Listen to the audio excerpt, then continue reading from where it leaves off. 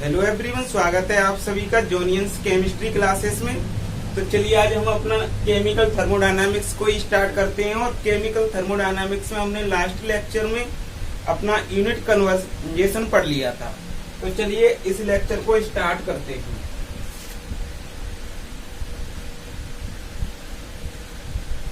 सबसे पहले हम केमिकल थर्मोडायनामिक्स को पढ़ने से पहले उसकी कुछ लिमिटेशन है कि कोई भी ये थर्मोडायनामिक्स है किस लिमिट तक इसकी स्टडी की जा सकती है, इसकी जो वेरिएशन है वो कहाँ तक है। तो सबसे पहले हम लिमिटेशन ऑफ केमिकल थर्मोडायनामिक्स देख सकते हैं।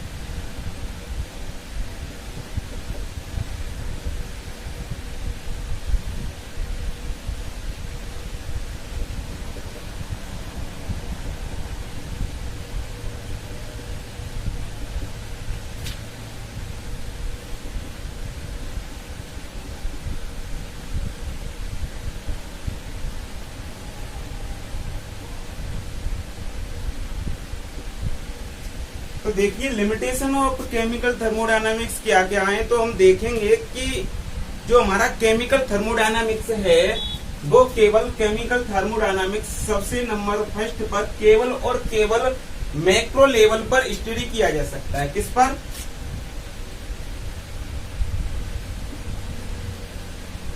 मैक्रो लेवल पर इसको केवल स्टडी किया जा सकता है। नंबर फर्स्ट इसकी लिमिटेशन यह है कि केमिकल थर्मोडायनामिक्स को पहले नंबर मैक्रो लेवल पर स्टडी किया जा सकता है। नंबर सेकंड केमिकल थर्मोडायनामिक्स के लिए जो है और इम्पोर्टेंट है, इसको इक्विलिब्रियम थर्मोडायनामिक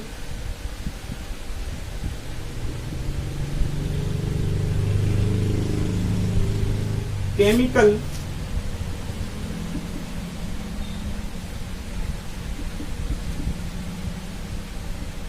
इक्विलिब्रियम सिस्टम होना चाहिए।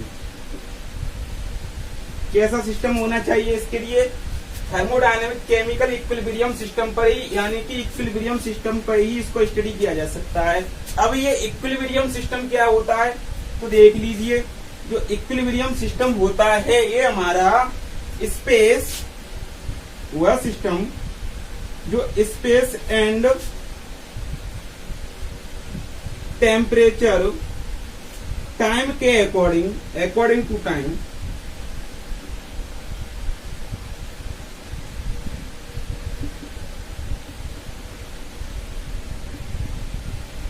चेंज नहीं हो, यानी कि ऐसा सिस्टम जो टाइम के अनुसार स्पेस और टेम्परेचर उसका चेंज नहीं होना चाहिए, यानी कि इसके स्पेस में और उसके टेम्परेचर में कोई परिवर्तन नहीं आना चाहिए। ऐसा सिस्टम हमारा कैसा सिस्टम होता है? Equilibrium system.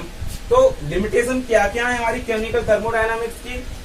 हमारा किस पर ये स्टडी किया जा सकता है? नंबर फर्स्ट मैक्रो लेवल पर इसको केवल स्टडी कर सकते हैं। और इसके लिए जो सिस्टम चाहिए वो कैसा सिस्टम होना चाहिए? इक्विलिब्रियम सिस्टम होना चाहिए। और इक्विलिब्रियम सिस्टम क्या होता है कि स्पेस और टेम्परेचर इसका चेंज नहीं होना चाहिए अकॉर्डिंग टू टाइम।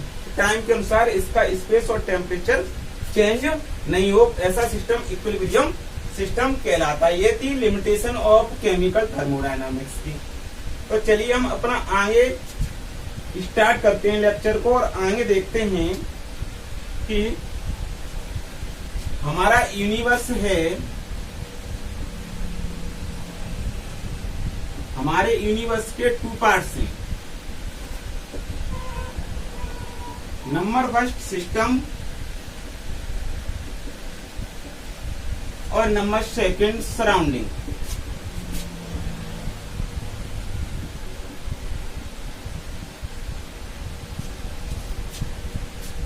यूनिवर्स के टू पार्ट्स हैं हमारे, सिस्टम और सराउंडिंग। तो हम ये देखते हैं कि हमारा जो यूनिवर्स है वो क्या है, सिस्टम है वो क्या है, और जो सराउंडिंग है वो क्या है। तो सबसे पहले हम अपने यूनिवर्स को देख लेते हैं और स्टडी करते हैं कि यूनिवर्स क्या है। नंबर फर्स्ट यूनिवर्स के बारे में ये जान लीजिए आप, यह है एक isolated, it is isolator system है जो कि अज्यूम किया गया है। It is a isolated system है जिसको हमने अज्यूम किया गया है। और जो हमारा यूनिवर्स होता है यह सिस्टम प्लस सराउंडिंग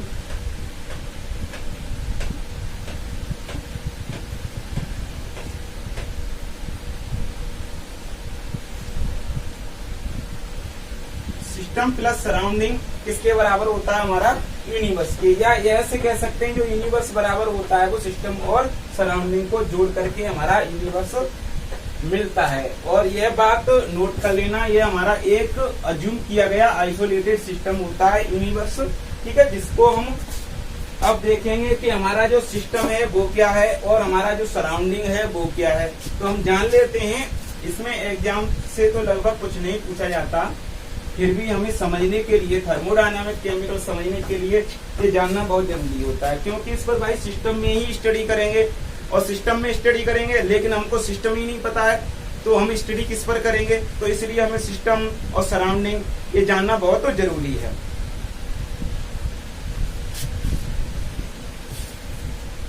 तो नंबर फर्स्ट हम देख लेते हैं कि सिस्टम क्या है। देखो, सिस्टम वह पार्ट होता है यूनिवर्स का जिसमें हम अपनी कोई थर्मोडायनामिक स्टडी कर रहे हैं। सपोज हमारा ये क्या है, ये अज्यूम कर लिया हमने कोई आइसोलेटेड एक यूनिवर्स है, ठीक है। अब इसमें हमने कोई एक सिस्टम को मान लिया, ये हमारा सिस्टम रहा, इसमें हम थर्मोडायनामिक स्टडी कर रहे हैं। ये क्या है, हमारा एक सिस्टम मान लिया, और ये हमारा यूनिवर्स मान लिया हमने, अज्यूम किया आइसोलेटेड है जो कि अज्यूम किया हुआ है। ये क्या मान लिया हमने, यूनिवर्स, ये हमारा यूनिवर्स है। अच्छा, तो सिस्टम क्या है? यूनिवर्स का वह पार्ट जिसमें हम कोई थर्मोडायनामिक स्टडी करते हैं। इसमें क्या किया जाता है, थर्मोडायनामिक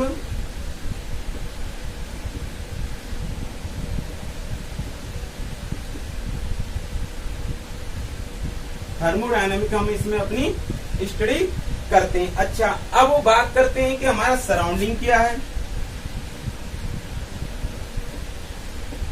कुछ नहीं है, थोड़ा थोड़ा समझना है सिस्टम क्या है और सराउंडिंग क्या है। इससे ज्यादातर पूछा नहीं जाता, कुछ आता नहीं है, थ्योरेटिकल पोर्शन है नेट गेट के लिए।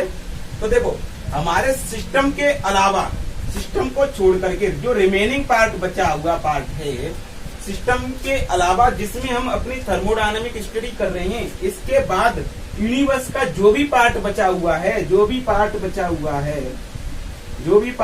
बचा हुआ है, ये जो पार्ट बचा हुआ है, ये क्या रहा, हमारा सारा का सारा सराउंडिंग।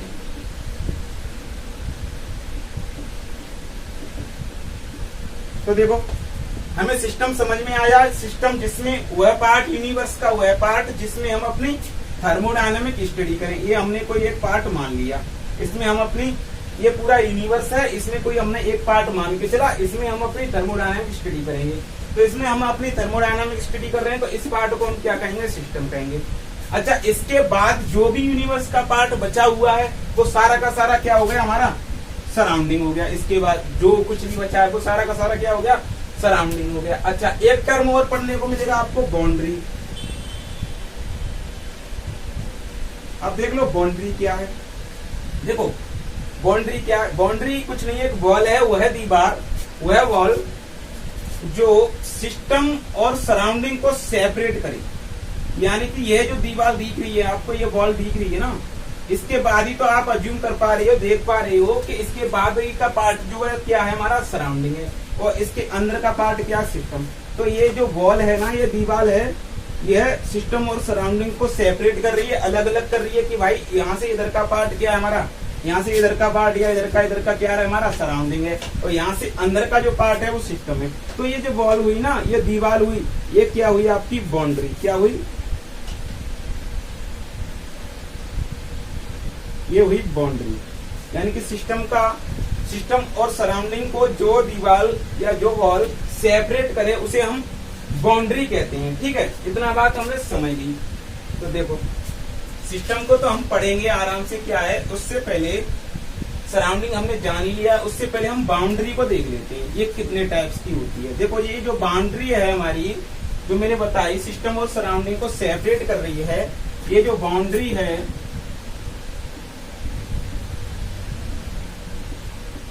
ये हमारी रियल भी हो सकती है एंड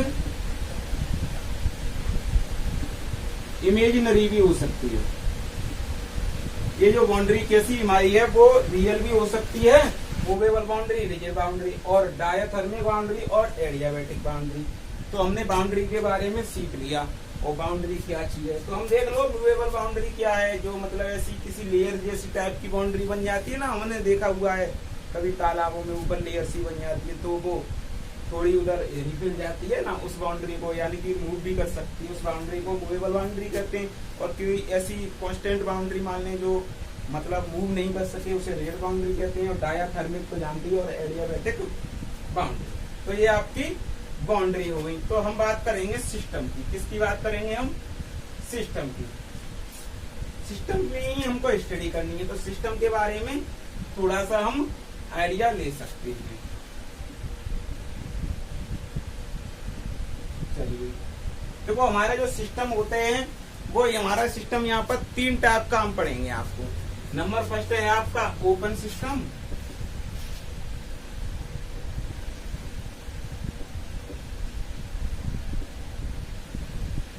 नंबर सेकंड है आपका क्लोज सिस्टम,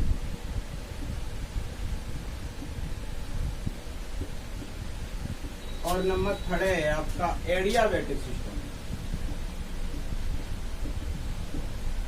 एडियाबैटिक नहीं, सॉरी, आइसोलेटेड सिस्टम।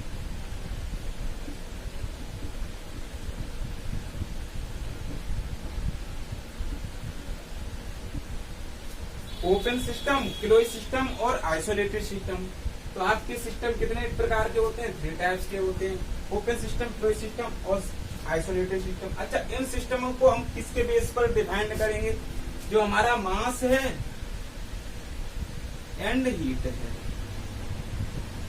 इनके बेस पर हम देखो कैसे डिफाइन करते हैं। ओपन सिस्टम किसे कहते हैं? देखो इसमें मास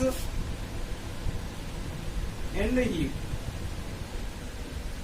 दोनों ट्रांसफर किए जा सकते हैं। वह सिस्टम जिसमें मास और हीट दोनों ट्रांसफर हो उसे हम ओपन सिस्टम कहते हैं। और क्लोज सिस्टम किसे कहते हैं? वह सिस्टम जिसमें केवल हीट ट्रांसफर हो और मास ट्रांसफर नहीं हो, उसे हम क्लोज सिस्टम कहते हैं। और आइसोलेटेड सिस्टम किसे कहते हैं?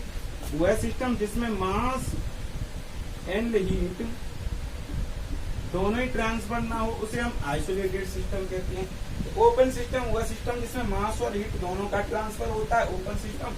और क्लोज सिस्टम इसमें केवल हीट का ट्रांसफर होता है, मास का नहीं, उसे क्लोज सिस्टम। अच्छा, आइसोलेटेड सिस्टम वह सिस्टम जिसमें मास और हीट दोनों का ट्रांसफर नहीं होता। अच्छा, वैसे रियल में कोई हमारा जो आइसोलेटेड सिस्टम है नहीं, लेकिन ऐसा कोई सिस्टम नहीं है जिसमें कुछ ना कुछ हीट का तो ट्रांसफर जरूर होता ही है कुछ सिस्टम। लेकिन कुछ टाइम के लिए कोई सिस्टम है ऐसे जो बना दिए गए हैं, उसमें कुछ टाइम के लिए हीट और मास रुक जाती है ट्रांसफर की, तो ऐसे सिस्टम को आइसोलेटेड सिस्टम कहते हैं।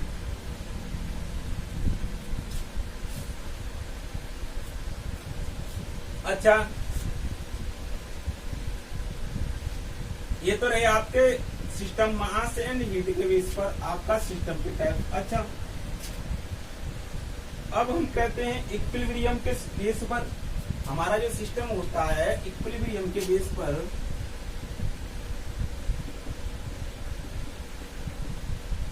जो हमारा सिस्टम है वो 2 टाइप्स का होता है। Number first thermodynamic,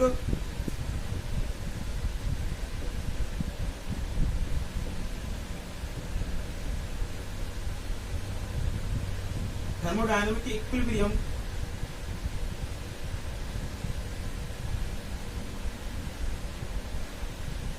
system.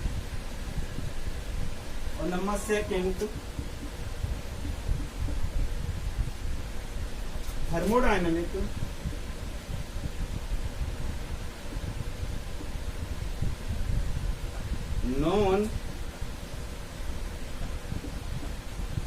Non equilibrium, यानी कि इक्विलिब्रियम के बेस पर हमारा सिस्टम है वो टू टाइप्स का होता है, थर्मोडायनामिक इक्विलिब्रियम सिस्टम और थर्मोडायनामिक नॉन इक्विलिब्रियम सिस्टम।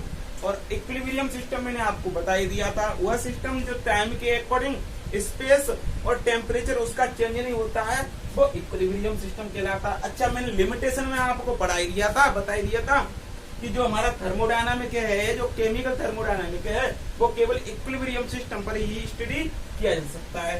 तो हम केवल केमिकल थर्मोडायनामिक किस पर स्टडी कर सकते हैं? थर्मोडायनामिक इक्विलिब्रियम सिस्टम पर। तो इसका हमारा कोई मतलब है नहीं, ठीक है। तो ये तो रहा आपका कुछ सिस्टम के टाइप्स। अच्छा, अब कुछ सिस्टम के टाइप्स पढ़ लिए, अब हम उसी सिस्टम की प्रॉपर्टी देखेंगे। प्रॉपर्टी क्या क्या है? अरे किसी की हमें स्टडी करनी है सिस्टम में, तो उसके कितने प्रकार हैं, उसकी प्रॉपर्टी क्या है, तो सबसे पहले हम यही तो देखेंगे। तो देखो, हमारा जो सिस्टम होता है इसकी प्रॉपर्टी देखते हैं हम क्या क्या है।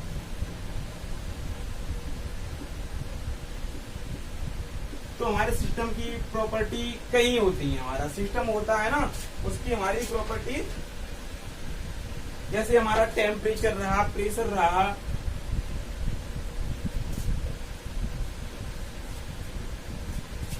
देखो टेम्परेचर रहा, प्रेशर रहा, वॉल्यूम रहा और डॉट डॉट डॉट और बहुत से इसके एग्जाम्पल हैं हमारे सिस्टम की प्रॉपर्टी के। अच्छा, स्टेट वेरिएबल क्या होती हैं? अब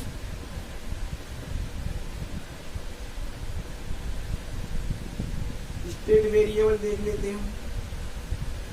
अच्छा, स्टेट वेरिएबल क्या होते हैं? ये वह वैल्यू जो केवल स्टेट पर डिपेंड करे। किस पर डिपेंड करे? स्टेट पर, और उसके पाथ पर डिपेंड नहीं करे। थर्मोडायनामिक वह वैल्यू जो स्टेट पर डिपेंड करती है और उसके पाथ पर डिपेंड नहीं करती, वो स्टेट वेरिएबल कहलाते हैं। जैसे टेम्परेचर रहा आपका, प्रेशर रहा, वॉल्यूम रहा, एंथैल्पी रहा, ईटीसी, ठीक है। अच्छा, जो वर्क और हीट हैं वो आपके स्टेट वेरिएबल नहीं है, ये भी नोट कर लो। वर्क एंड हीट हैं वो क्या है? आपके स्टेट वेरिएबल नहीं है। वर्क एंड हीट आपके क्या नहीं है? स्टेट वेरिएबल नहीं है।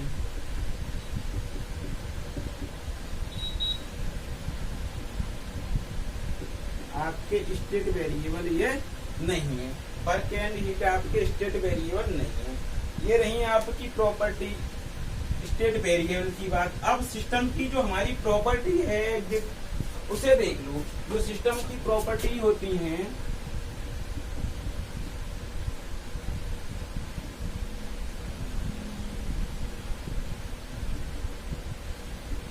चलो देख, इसकी प्रॉपर्टी देखेंगे तो हमारे जो सिस्टम है उसकी प्रॉपर्टी टू टाइप्स की होती है। नंबर फर्स्ट एक्सटेंसिव प्रॉपर्टी और number second intensive property. Number first extensive property और नंबर सेकंड होती है intensive property. Number first second intensive property और नंबर फर्स्ट होती है एक्सटेंसिव प्रॉपर्टी। अच्छा, अब एक्सटेंसिव प्रॉपर्टी क्या होती है और इंटेंसिव प्रॉपर्टी कौन कौन सी होती है? देखो एग्जांपल के लिए हम आपको बता देते हैं, ठीक है। अच्छा, एक्सटेंसिव प्रॉपर्टी और इंटेंसिव प्रॉपर्टी जो आपकी क्या क्या होती हैं ये देख लो।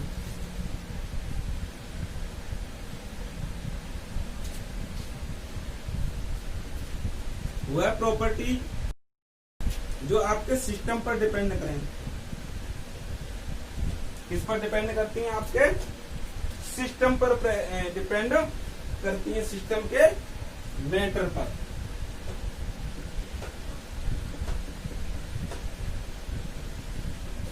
ठीक है।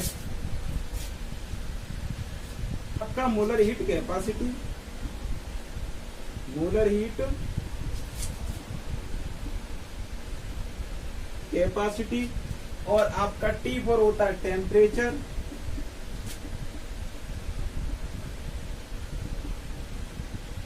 और D4 होता है डेंसिटी। D4 होता है डेंसिटी। ठीक है, ये रही आपका एक्सटेंसिव प्रॉपर्टीज के एग्जांपल, ये रहे आपके इंटेंसिव प्रॉपर्टीज के एग्जांपल। अच्छा, एक पॉइंट नोट कर लो, एक पॉइंट आप नोट कर लो।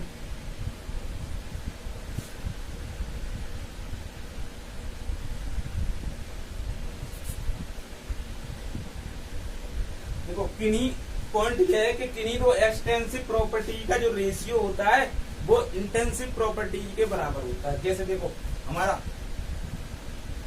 रो बराबर क्या हो जाएगा, m/v। देखो, मास और वॉल्यूम का जो रेशियो होगा वो क्या आया, रो होता है, यानी कि डेंसिटी होती है।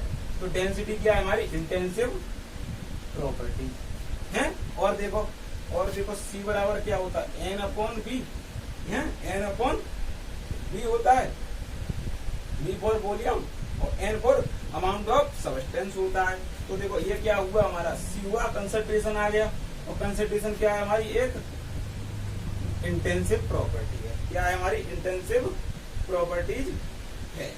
ये तो रही आपकी सिस्टम की कुछ प्रॉपर्टीज। क्या रही ये आपकी सिस्टम की कुछ प्रॉपर्टीज। तो अब नेक्स्ट लेक्चर में हम देखेंगे लॉ ऑफ थर्मोडायनामिक्स।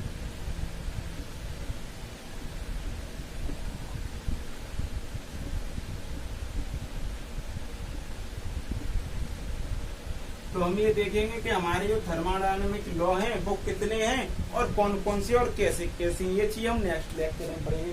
तो अभी के लिए बहुत बहुत धन्यवाद। अगर ये वीडियो आपको अच्छी लगी हो तो वीडियो को लाइक कीजिए और हमारे चैनल को सब्सक्राइब कीजिए और अधिक से अधिक लोगों को पहुंचाइए, जिससे कि आपको भी फायदा हो रहा है और आपके दोस्तों की भी फायदा हो सके।